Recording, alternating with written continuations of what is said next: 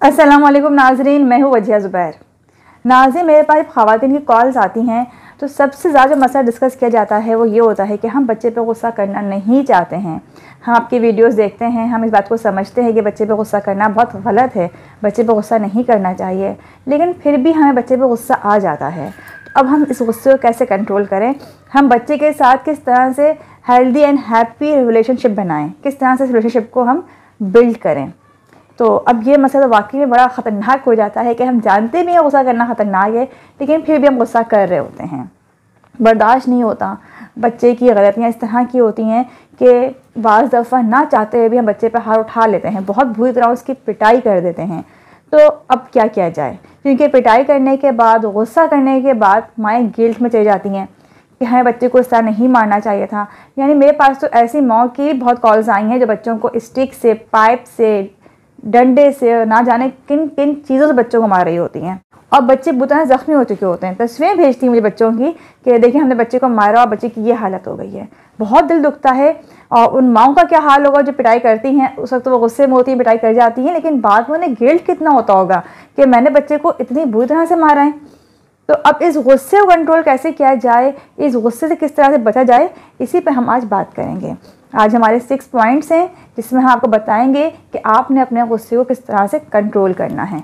जो आपको पहला पॉइंट बता रही हूँ बहुत अहम पॉइंट है, इसको मैंने ख़ुद भी आजमाया है। ज़ाहिर बच्चे मेरे भी हैं, वो भी शरारतें करते हैं, तंग करते हैं, गुस्सा आ जाता है मुझे भी। तो मैं यही वाला जो पॉइंट है सबसे ज़्यादा इसी पर अमल करती हूँ। तो पहला पॉइंट क्या है, गुस्से बच्चे के पास ना जाएँ। देखिए, जब बच्चा शरारत करता है, कोई ऐसा काम करता है जिससे आपको एकदम से गुस्सा आ जाता है और आप उसी गुस्से की कैफियत में बच्चे के पास जाती हैं, तो फिर आप उसको ऊपर गुस्सा भी करती हैं, आप चीखती भी हैं उसके ऊपर, आप उसको बुरी तरह से मारती भी हैं। तो जब आपको लगे बच्चे ने कोई ऐसी शरारत की है जिससे आपका गुस्सा बहुत तेज़ ऊपर की तरफ गया है, तो आपको थोड़ी देर बच्चे के पास नहीं जाना चाहिए। आप जहाँ बैठी हैं वहीं खामोशी से बैठी रहें, बच्चे के पास उस वक्त बिल्कुल ना जाएँ। इसकी मिसाल मैं आपको इस तरह समझाती हूँ कि अभी कुछ दिन पहले की बात है, यानी 2-3 दिन पहले की बात होगी कि अली साहब जो थे, मेरा मसाले एक बॉक्स से पूरा, उसमें तमाम मसाले मैंने रखे हुए हैं, वो बॉक्स लेके मेरे बेड पे आ गए। उन्हें अपने कुछ फ्राइज़ वगैरह में मसाले डालने थे, तो मैंने उनको मना किया, मैं बेटा ये आप लेके ना किचन में जाइए, किचन में रख कर आइए, यहाँ बेड पर नहीं रखें। लेकिन अली ने मेरी बात नहीं सुनी। वो कह रहे अच्छा मामा अभी जा रहा हूँ, अच्छा अभी जा रहा हूँ। फिर मुझे कुछ किचन में काम था, मैं किचन में आ गई और मैं वो बॉक्स लेके नहीं आई साथ में। थोड़ी देर के बाद मुझे हादिया ने आके बताया कि मामा आपका बॉक्स गिर गया है और उसमें से मसाले भी जो हैं वो फ़र्श पे गिर गए। मुझे बहुत गुस्सा आया, यानी आप सोच सकती हैं कि गुस्से का लेवल कहाँ पे होगा। तो मुझे ये बहुत शदीद गुस्सा आया और मैं बहुत गुस्से में गई अली के पास उस वक्त। लेकिन इतनी देर में अली जो थे वो वॉशरूम में छुप गए थे। खैर मैंने हादिया से कहा कि इस पूरे मसाले को साफ़ करो और यहाँ से पोछा लगा के बिल्कुल साफ़ कर दो इस हिस्से को, मुझे एक भी मसाला नज़र नहीं आना चाहिए यहाँ पर। मैं वापस किचन में आ गई। मैंने ज़ोर नहीं दिया अली पे कि आप वॉशरूम से बाहर आएँ ताकि आपको पीटूँ, वरना यकीन करें दिल तो ये चाहता है कि सही से पिटाई हो जाए अली की। लेकिन खैर मैं किचन में आ गई, मैं अपने कामों में लग गई। बाद में हरमीन मेरे पास आई कि मामा आप देखें प्लीज़ अली को माफ़ कर दें, उसको नहीं डांटें, वो तो गलती से उसका पाँव लग गया था उसके ऊपर। तो मैंने कहा कि गलती ऐसे कैसे हो गई, जब मैंने कहा था कि मसाला वहाँ से उठा लो तो उठाया क्यों नहीं उसने मसाला। लेकिन ठीक है ना मामा, हो गई ना उससे गलती, प्लीज़ आप उसको माफ़ कर दें, आप उसको नहीं मारें। तो मैं खामोश हो गई। कहीं अच्छा बताएं मुझे क्या करना होगा कि आप अली को नहीं मारें। मैं जाके मेरा पूरा बेडरूम बिल्कुल नीट एंड क्लीन कर दो और डाइनिंग टेबल बिल्कुल साफ़ करो, डाइनिंग टेबल मुझे कुछ भी नज़र ना आए। तो उसने कहा ठीक है मैं कर दूँगी, फिर तो आप अली को कुछ नहीं कहेंगी। मैंने कहा नहीं। वो गई हो जाए पूरी सफाई की, फिर अली से कहा अली बाहर आ जाओ, मामा कुछ भी नहीं कहेंगी। अब जो इस दौरान ये एक्टिविटी हुई, जो मेरी बातचीत हुई हरमीन से, मैंने हरमीन की केयरिंग देखी अली के मामले में, मेरा गुस्सा खुद ब खुद ही कम हो गया। यानी वो गुस्से का जो लेवल इस कदर था ना, आप यकीन करें कि अली मेरे पास होता पता नहीं फिर क्या होता अली का, इतना गुस्सा आ गया था। वो लेवल ऐसा ऐसा खुद ही कम हो गया। अब आप देख रही हैं कि बच्चे लड़ रहे हैं आपस में और किसी बच्चे ने दूसरे बच्चे को मार दिया ज़ोर से। अब आपने क्या करना है, आपने फ़ौरी तौर पर उस बच्चे के पास नहीं जाना है इसने गलती की है। थोड़ी देख रही जहाँ बैठी वहीं बैठी रहें, अपने आप को रिलैक्स करें, पुरसुकून करें, उसके बाद जाएँ और फिर पूछेंगे भाई क्या बात हुई थी, क्यों मारा, क्या वजह थी, मारना नहीं है, जो भी आपने बात करनी है उसके बाद जाके करें आप बात। क्योंकि अगर उसी कंडीशन में जाएंगी आप तो मुझे अंदाज़ा है कि बहुत बुरी तरह से बच्चे की मार पड़ेगी। तो पहली जो बात है इसको अच्छी तरह समझ लें कि जब भी बच्चे पर गुस्सा आए तो फ़ौरन बच्चे के पास ना जाएं, थोड़ी देर बैठ कर अपने आप को रिलैक्स करें, पुरसुकून करें और फिर बच्चे के पास जाएं। दूसरा पॉइंट है दूसरों की गलती की सज़ा अपने बच्चों को ना दें। नाज़रीन, हम देखते हैं कि माएँ जो हैं वो सबको खुश करना चाह रही होती हैं, चाहे वो मैके वाले हों, ससुराल वाले हों, जानने वाले हों, मोहल्ले वाले हों, रिश्तेदार हों, कोई भी हो। ख़वातीन चाहती हैं सबको खुश करें और सबको खुश करने के चक्कर में बच्चों को बहुत बुरी तरह नज़रअंदाज कर रही होती हैं। मैंने ऐसा भी देखा कि ख़वातीन जो घर में बड़ी बड़ी दावतें रख रही होती हैं और वो मैनेज नहीं कर पा रही होती हैं, बच्चे बहुत छोटे छोटे से होते हैं लेकिन दावत रख ली होती है उन्होंने। अब उस दावत को उन्हें बड़ा अच्छी तरह से मैनेज करना होता है, सारे खाने ही बनाने होते हैं, साथ साथ घर को भी देखना होता है। क्यों? क्योंकि जो आने वाले मेहमान हैं वो खुश हों, आपके हाथ के खाने खाकर खुश हों, आपका घर नीट एंड क्लीन देखकर खुश हों। उनको खुश करने के लिए सुबह से रात तक वो लगी रहती हैं। अब इस दौरान होता क्या है कि अगर बच्चे ने आके छोटी सी बात कर दी माँ से, वो किचन में काम कर रही है, उसने कह दिया कि भाई ये मुझे ये चीज़ नहीं दे रहा है या ये मुझसे लड़ रहा है, तो अब वो जो फ्रस्ट्रेशन होती है, वो जो टेंशन होती है, वो सारी निकलती है बच्चे के ऊपर कि तुम देख भी रहे हो मैं कितना काम कर रही हूँ, तुम्हें मालूम है आज घर में दावत है और फिर भी तुम आगे तंग कर रहे हो मुझे। और फिर बच्चे बुरा से बात पिट भी जाते हैं इस बात पे। क्यों आप अपनी फ्रस्ट्रेशन बच्चे पे निकाल रही हैं?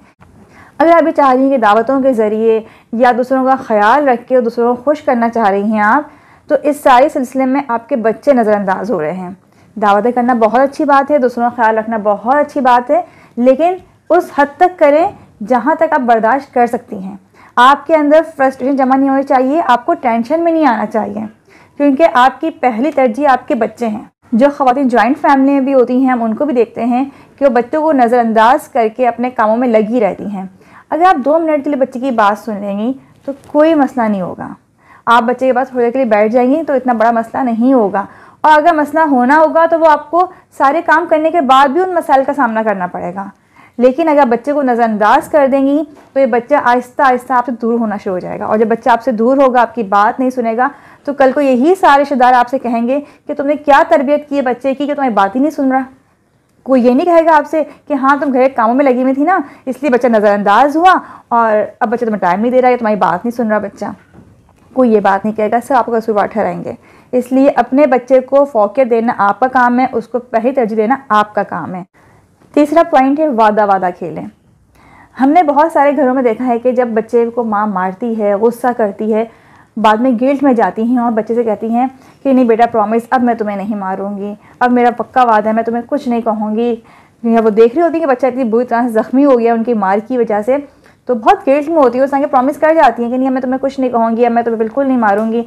फिर होता है क्या है, जब बच्चा कोई शरारत करता है, कोई ऐसी बात करता है जिसमें गुस्सा आ जाए और माँ जो है वो गुस्सा करने लगती है या हाथ उठाती है, तो बच्चा फ़ौरन कहता है आपने तो प्रॉमिस किया था कि आप मुझे नहीं मारेंगी, आपने तो प्रॉमिस किया था आप गुस्सा नहीं करेंगी, लेकिन आप तो गुस्सा कर रही हैं। तो ऐसी सूरत में आपने किस तरह से उससे वादा करना है और किस तरह से उससे वादा लेना है। देखिए इस सूरत हाल में ना दोनों तरफ की बात होती है। अगर आप ये वादा कर रही हैं कि बेटा अब मैं तुम पे गुस्सा नहीं करूँगी, तो आपने बच्चे से ही वादा लेना है कि वो ऐसा कौन सा काम है जो नहीं करेगा। जैसे अभी हमने बैठ के न्यू ईयर के हवाले से अपने गोल सेट किए थे और हमें डिसाइड किया था कि कौन से काम हमारे घर में होने चाहिए और कौन से काम नहीं होने चाहिए। तो हमने बच्चों से पूछा कि ऐसी कौन सी चीज़ है जो हमें नहीं करनी चाहिए, तो बच्चों का जवाब वही था कि आपको गुस्सा नहीं करना चाहिए। हालांकि हम बहुत कम गुस्सा करते हैं, लेकिन फिर ही बच्चों ने कहा कि आपको गुस्सा नहीं करना चाहिए। बच्चे गुस्सा बिल्कुल भी पसंद नहीं करते हैं। इसी तरह आप जब बच्चे से पूछेंगे कि ऐसा कौन सा काम है जो हमें नहीं करना चाहिए, तो कहीं ना कहीं किसी न किसी पॉइंट पर बच्चा यही कहेगा कि आपको गुस्सा नहीं करना चाहिए। बस जब ये बात हो गुस्सा नहीं करना चाहिए, आपने उसी वक्त बच्चे से प्रॉमिस कर लेना है कि ठीक है मैं गुस्सा नहीं करूँगी। लेकिन अब आपको कौन सा काम नहीं करना चाहिए, अब आपको लगता है कि बच्चा जो पढ़ता नहीं है इस वजह से उस पर गुस्सा करती हूँ मैं, तो आपको उसे प्रॉमिस देना चाहिए कि वो वक्त पे बैठ के पढ़ेगा। आपको ये लगता है कि आपको बच्चों की लड़ाई की वजह से ज़्यादा गुस्सा आता है, तो आपने ये कहना है कि भाई अब आज के बाद से आप लोग लड़ेंगे नहीं, ये आपको वादा करना है मुझसे। क्योंकि देखिए नाज़रीन, जब आप वादा करेंगे ना कि मैं गुस्सा नहीं करूँगी और बच्चा भी ये वादा करेगा कि मैं तंग नहीं करूँगा, तो इस सूरत हाल में बच्चे को ये लगेगा कि ये विन विन हो रहा है। यानी अगर मैं कुछ अचीव कर रहा हूँ, मैं अपने गुस्से को कंट्रोल कर रहा हूँ, तो मेरी माँ भी अपने गुस्से को कंट्रोल कर रही है। इस तरह आप दोनों का रिलेशन स्ट्रांग होगा। बच्चे से वादा लें और ख़ुद भी उससे वादा करें कि आप ऐसे कौन से काम हैं जो आप नहीं करेंगी। जैसे हमने भी नमाज़ पे हम बच्चों को बड़ा ज़ोर देते हैं, बेटा नमाज़ टाइम पे पढ़ो, बच्चे टाइम पे नमाज़ नहीं पढ़ते हैं, तो हमने बच्चों से वादा लिया कि भाई जैसी ही अजान होगी उसी टाइम आपने नमाज़ पढ़नी है। जितना हम डिले करते हैं नमाज हमारी कज़ा हो जाती है, इतने ही कज़ा होने के चांसेस बढ़ जाते हैं। जैसी ही अजान होगी आपने फ़ौरन नमाज़ पढ़नी है। हमने बच्चों से इस तरह से वादा लिया है। और आपको भी उसे वादा करना होगा कि वो कौन सा काम है जिसको पसंद नहीं करता है और वो काम आपको नहीं करना चाहिए। चौथा पॉइंट है हैप्पी एंड फुलफिल्ड रहें। अब सवाल ये पैदा होता है कि हम हैप्पी एंड फुलफिल्ड किस तरह से रह सकते हैं। बहुत सी ख़वातीन कहती हैं कि इतने सारे मसाइल में हर वक्त हम खुश कैसे रहें। देखिए, खुश रहने के लिए ज़रूरी नहीं है कि बहुत कुछ आपके पास हो तो आप खुश रहें। तो इसके लिए मैं आपको छोटी सी टिप देती हूँ कि अपना ख्याल रखना शुरू कर दें। हम देखते हैं पेरेंट्स को कि वो शादी से पहले तो वो बड़ा अपना ख्याल रख रहे होते हैं, चाहे वो माँ हो या बाप हो, दोनों बड़ा ख्याल रखते हैं अपना। लेकिन बच्चों के होने के बाद वो अपना बिल्कुल भी ख्याल नहीं रखते, चाहे वो माँ हो या बाप, हम दोनों की यहाँ बात कर रहे हैं। लेकिन हम ख़ास तौर पर ख़वातीन की बात करें तो वो तो बिल्कुल अपने आप को नज़रअंदाज कर देती हैं। नाश्ता नहीं कर रही होती हैं खुद, लेकिन शौहर को टिफ़िन ही बना के दे रही होती हैं, बच्चों को भी लंच दे रही होती हैं, लेकिन अपने नाश्ते को भूल चुकी होती हैं। जब बच्चों को नाश्ता दे रही हैं, साथ में बैठ के एक स्लाइस आप भी खा लें, या अगर बच्चों को अपने पराठा बना के दिया उसी के साथ बैठ के थोड़ा सा आप भी खा लें। बच्चों को आप फ्रूट्स काट के दे रही हैं, खुद भी फ्रूट ले लें। आप हस्बैंड की फरमाइश पे उनको कुछ बना के दे रही हैं तो साथ साथ खुद भी बैठ कर उस चीज़ को खा लें। अपना ख्याल रखना क्यों ज़रूरी है? क्योंकि अगर आप अपना ख्याल नहीं रखेंगी तो आप फ्रस्ट्रेटेड होंगी और ये सारी फ्रस्ट्रेशन आपके गुस्से की सूरत में निकलेगी बच्चे के ऊपर। आप जितनी हैप्पी एंड फुलफिल्ड रहेंगी, इतने ही बच्चे पे गुस्सा करने के चांसेस कम होंगे। अपना ख्याल रखना ज़्यादा मुश्किल नहीं है। हल्की सी लिपस्टिक लगा लें, साफ़ सुथरी रहें, अच्छे कपड़े पहने, साफ़ सुथरा लिबास हो आपका, आपको खुद बहुत ज़्यादा खुशी का एहसास होगा। और देखें, जहाँ तक हम बात कर रहे हैं ज़ाहिरी ख्याल रखने की, इसके साथ साथ सबसे ख़ास बात मैं आपको बताऊँ, अपने ख़यालात का भी ख्याल रखें। देखिए, पहला नेगेटिव ख्याल आना आपके इख्तियार में नहीं है। कोई भी नेगेटिव ख्याल आपके दिमाग में आ सकता है, लेकिन उस ख्याल की पूरी कहानी बनाना आपके इख्तियार में है। एक नेगेटिव ख्याल दिमाग में आ गया ना, ठीक है, आ गया, आप फ़ौरन कहेंगे नहीं मुझे इस तरह से नहीं सोचना चाहिए। लेकिन अब उस नेगेटिव ख्याल को लेकर आप पूरी कहानी बना लें कि हाँ ऐसे ही हुआ था, उसने इस तरह से कहा, फिर उसने इस तरह से किया, इस तरह से नहीं होना चाहिए था, या मुझे इस तरह से जवाब दे देना चाहिए था।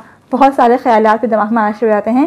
वो जो बाद वाले ख्यालात हैं वो आपके इख्तियार में होते हैं, उन्हें आप बिल्कुल नहीं आने दें। पहले ही ख्याल को आप फुल स्टॉप लगा दें और अपनी सोच को फ़ौरन पॉजिटिव कर लें।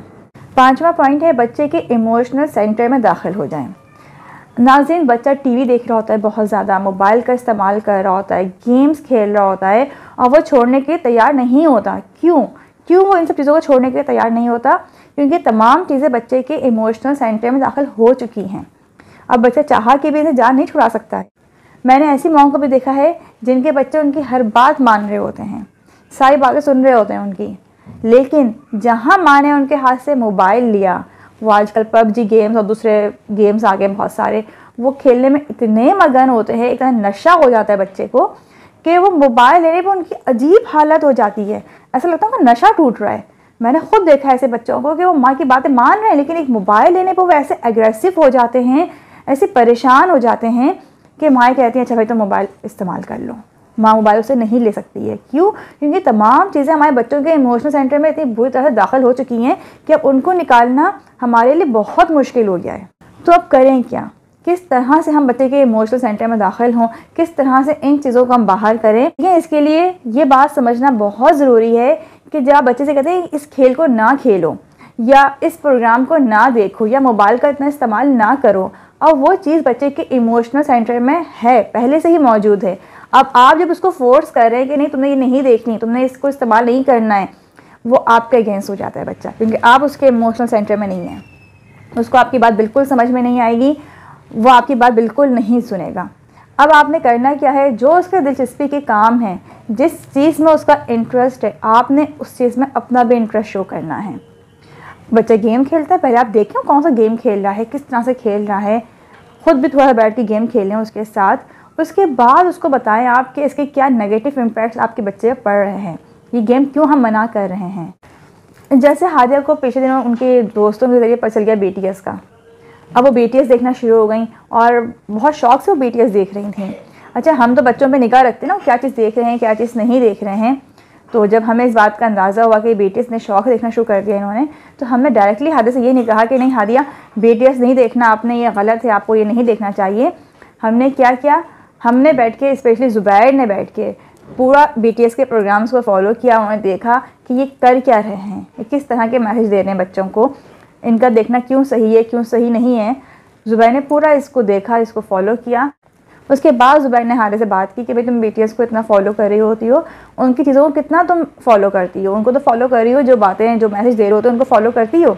BTS को शेयरिंग बताती है, केयरिंग करना सिखाती है, BTS को कहती सबका ख्याल रखें, मोहब्बत का पैगाम देते हैं BTS वाले। तुम भी हर वक्त ऐसे ही काम करती हो सारे क्या? ज़ुबैर ने उनको बताने की कोशिश की कि जब हम किसी को देखते हैं, किसी से मुतासिर होते हैं, तो फिर हमें उसकी अच्छी आदतों को भी अपनाना चाहिए। सिर्फ ये नहीं कि उनकी नेगेटिव चीज़ों को हम अपनाएं, उनकी पॉजिटिव चीज़ों को हमें पहले अपनाना चाहिए।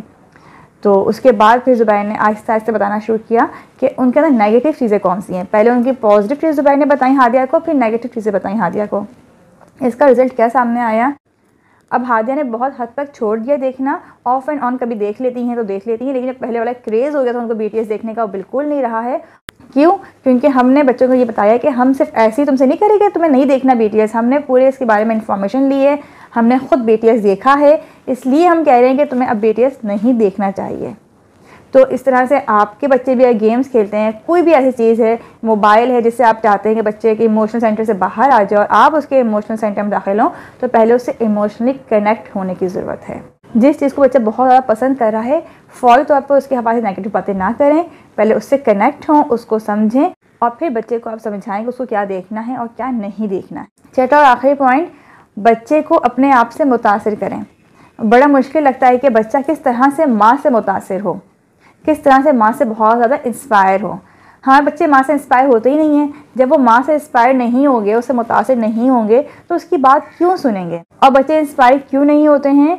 क्योंकि वो देखते हैं कि उनकी माएँ फिज़िकली और मेंटली बिल्कुल भी स्ट्रॉन्ग नहीं हैं। अब जब माँ खुद स्ट्रॉन्ग नहीं है और बच्चे से कह रही है कि स्ट्रॉन्ग हो, बच्चे से कह रही है ये काम करो, ये काम ना करो, उसको डायरेक्शन दिखा रही है, उसको वो बता रही है कि तुम्हें क्या करना सही है तुम्हारे लिए और क्या करना सही नहीं है, बच्चा कैसे माँ की बात सुनेगा जब उससे इंस्पायर ही नहीं है? जब वो देख रहा है कि मेरी माँ खुद तो स्ट्रॉन्ग है नहीं, खुद तो वो काम कर नहीं पा रही है, मुझसे कह रही है ये गुस्से को बर्दाश्त करो, लेकिन किसी दूसरे की बात तो ज़रा सी बात बर्दाश्त नहीं कर पाती, एकदम से गुस्से में आ जाती है। मुझे कहा जा रहा है कि बहन भाई पर हाथ ना उठाओ, लेकिन ख़ुद वो गुस्सा बर्दाश्त नहीं करती और हमारी पिटाई कर देती है। मुझसे माँ कह रही है कि नेगेटिव बातें ना करो, ख़ुद वो दूसरों के हवाले से नेगेटिव बातें कर रही है। मुझे माँ कह रही है कि फ्रूट खाओ, नाश्ता करो, अपनी हेल्थ का ख्याल रखो, और ख़ुद वो अपनी हेल्थ का ख्याल नहीं रख रही है। ख़ुद मेरी माँ जो है वो फिज़िकली और मेंटली बहुत वीक है, अब मैं कैसे उसकी बात सुनूँ? ये सारे सवालात, ये सारी चीज़ें बच्चे के जहन में मौजूद होती हैं। तो आपने अपनी हेल्थ का ख़ास ख्याल रखना है। देखिए, फ़िज़िकली आपने अपने आप को स्ट्रॉन्ग करना है। तो सर्दियों का मौसम तो बेहतरीन है, अच्छे से फल खाएं, अच्छी डाइट लें, आप ख़ुद फील करेंगी कि आप फिज़िकली कितनी स्ट्रॉन्ग हो रही हैं। मैं ख़वातीन से बात करती हूँ, मैं कहती हूँ कि भाई आपको एक्सरसाइज करनी चाहिए, आपको अपनी हेल्थ का ख्याल रखना चाहिए। तो कहती हैं कि हमें तो खून की इतनी कमी, हमारा HB तो 7 पर है, 6 पर है, 8 पर है। अब आप बताएं ना कि आपको मालूम है खून की कमी है आपके अंदर, तो ये खून की कमी अपने अंदर रख के आपने दूसरे को थोड़ा एहसास दिलाना है कि मैं तो बेचारी हूँ, मैं तो बहुत मज़लूम हूँ। भाई जितनी बेचारी और मज़लूम रहेंगी, बच्चे इतना ही दूर होंगे आपसे। आपको मालूम है आपके अंदर खून की कमी है, आप सेब का इस्तेमाल करें, आप अनार का इस्तेमाल करें, अनार से बहुत तेज़ खून में इजाफा होता है। टैबलेट्स लें, मेडिसिन का इस्तेमाल करना शुरू कर दें, लेकिन अपने अंदर खून की मिकदार को बढ़ाइए। आपको पता है कि आपका BP लो होता है, ख़वातीन कहती हैं हमारा BP इतना लो हो रहा होता है, बच्चे बात नहीं सुनते हैं, टेंशन में आ जाते हैं, BP लो होने की वजह से काम भी नहीं हो पा रहे होते हैं। पता है ना BP लो हो रहा है, अपनी हेल्थ का ख्याल रखें, ऐसी चीज़ें खाएं जिनसे आपका BP जो है वो नॉर्मल रहे, या BP आपका हाई रहता है तो एहतियात करें खाने पीने में, मेडिसिन टाइम पर लें। सब चीज़ें मालूम होती हैं माओं को कि भाई हमारे साथ फ़िज़िकली ये वाले इशूज़ हैं, हम फिज़िकली स्ट्रॉन्ग क्यों नहीं हैं, हम इतने बीमार इस वजह से हैं। अपना ख्याल रखना शुरू कर दें ना, सिर्फ बताने की थोड़ी ये बातें। और मेंटली तौर पे स्ट्रॉन्ग होना ये बहुत ज़रूरी है। आप ब्रीथिंग एक्सरसाइज करें, आप नेट पर सर्च करें, आपको बहुत सारी ऐसी एक्सरसाइज मिल जाएंगी जिससे आप मेंटली स्ट्रॉन्ग होंगे। आप मेडिटेशन करें, मेडिटेशन बेहतरीन है अपने आप को मेंटली स्ट्रॉन्ग करने के लिए। तो अपनी हेल्थ का ख्याल रखें, ये बहुत ज़रूरी है आपके लिए, वरना बच्चे आपसे मुतासिर नहीं होंगे, वो मुतासिर नहीं होंगे आपसे, तो आपकी बात भी नहीं सुनेंगे। जब वो बात नहीं सुनेंगे तो ज़ाहिर सी बात आपको गुस्सा आएगा, आप उन पर गुस्सा करेंगी और घर का माहौल भी ख़राब होगा, बच्चे भी आपसे दूर होंगे। उम्मीद है इन 6 बातों पे अमल करने के बाद आपको गुस्सा काफ़ी हद तक कम हो जाएगा। कमेंट्स में अपनी राय का ज़रूर इज़हार कीजिएगा। बहुत बहुत शुक्रिया। अल्लाह हाफ़िज़।